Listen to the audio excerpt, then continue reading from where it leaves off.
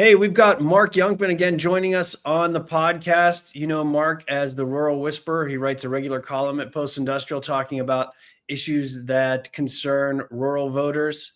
Mark, thanks for coming back and talking to us. Today, we're going to talk about tariffs a little bit more. I know that they haven't been front and center because of all the other brouhaha going on in Washington, what with Donald Trump and Elon Musk having a breakup of their bromance, but the tariff issue has not gone away, even though they've temporarily been blocked. Tell us, in your estimation, why is it that rural Americans that you speak to in your part of rural Michigan are somewhat in favor or mostly in favor of tariffs? Right. Thank you, Carmen. And thanks for having me on. The big answer to that question is defense. And there's really a couple of things going on with tariffs. And we talk about rural, because we also have a lot of farmers in rural. And you saw the survey that was done last month that 75% of farmers think that tariffs will help farming, and about the same amount think that tariffs will hurt farm income. That disconnect is defense. Virtually everyone I know, farmer or non-farmer, thinks that we will soon be at war with China and we need to disentangle from China. And one of the ways to do that is tariffs. So I've heard several farmers say, I know this will hurt us, but we need to wean ourselves off from China, and I am willing to take a hit for that.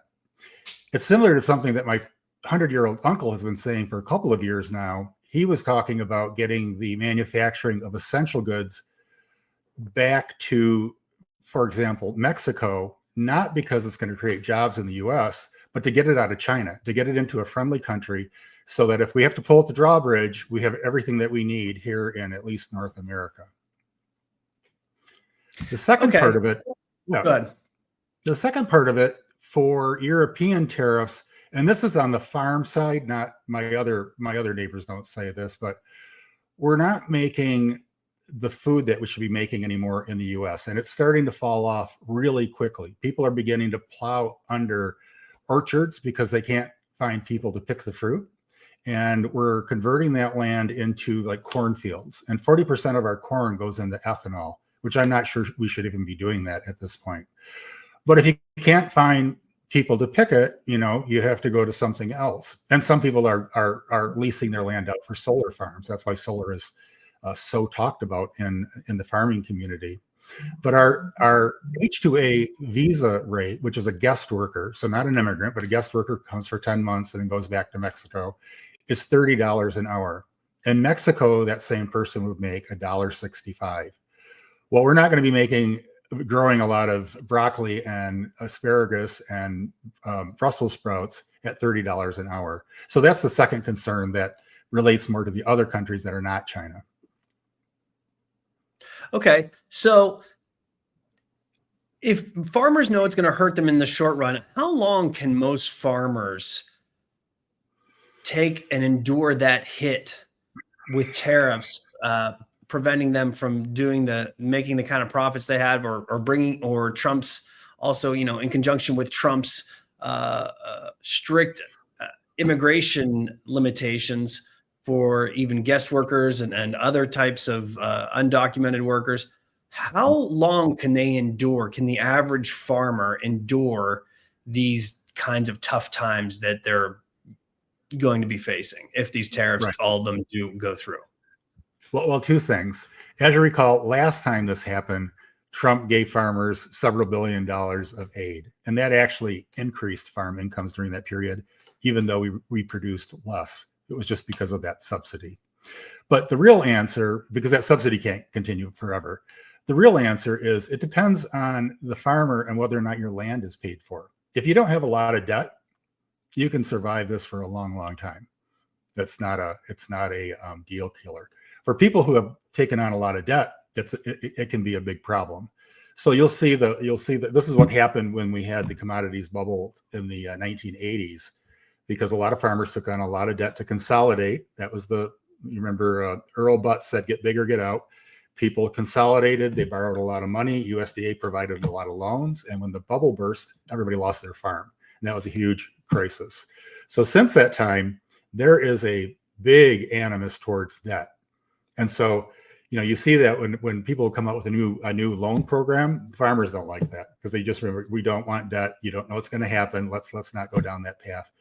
So it really depends. If you've got everything paid for, it's fine. The guy who's farming on my land, none of his inputs change because he's doing organic farming. The weeds cost just as much this year as they cost last year. My farm is paid for. He has a fixed lease. Nothing will change for him. And he's really indifferent to the tariffs. It doesn't really have any impact on him. So one other thing that's impacted farmers has been the slashing and all but destruction of USAID, because a lot of USAID aid comes in the form of farm goods in the United States, right, that are being exported to countries. Have you talked to any farmers, or do you know of any farmers who have been hurt by the basically shuttering of USAID, or do they have feelings about that they worry that it could cause long-term harm to their bottom lines? I've had a lot of discussions about that, and it's not really USAID. USAID, 2 billion of that about 38 billion was farm, and that was distributed over the whole United States. So for any particular state, it really wasn't very much money.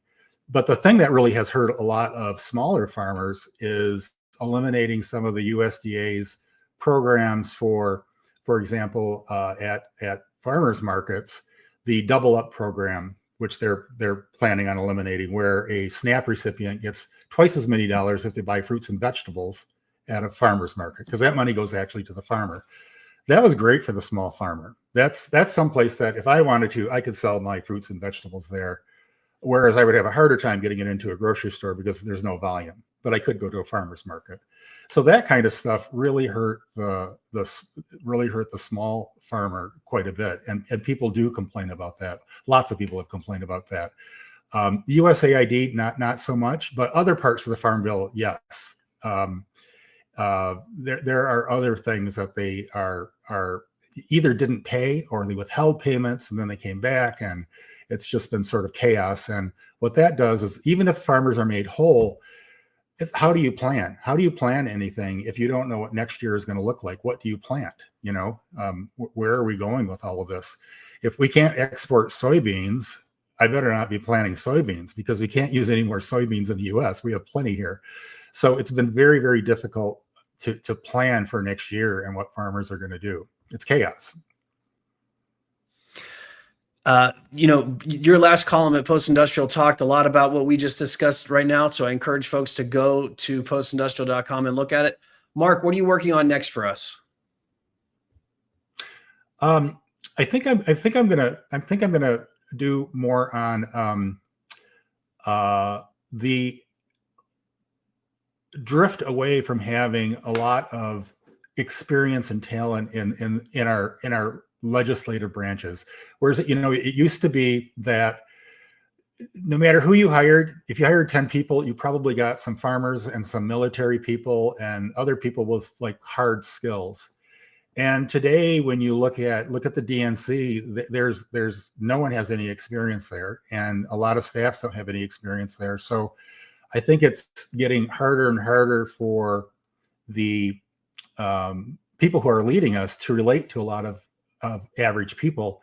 And so you hear comments from farmers like, I used to believe in education, but what I've observed is that it leads to helplessness, because there's a feeling that, well, we still know how to do stuff.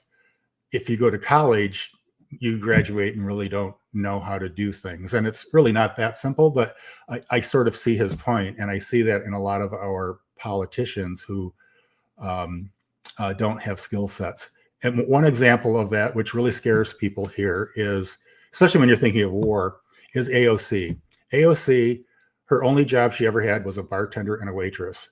I've been a bartender and a waiter and a busboy, but that's not even on my resume. That's so minor that it wouldn't even get into that.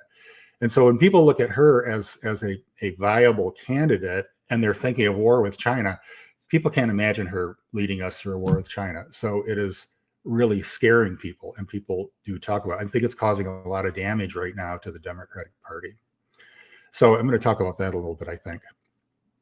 Look forward to it. And I think folks will be looking forward to that as well. Mark, really appreciate you coming on and talking to us. We're going to have you Sure. back often, as we always enjoy hearing from you and your words of wisdom from rural America. Really appreciate it. Thanks. Right. Thank you.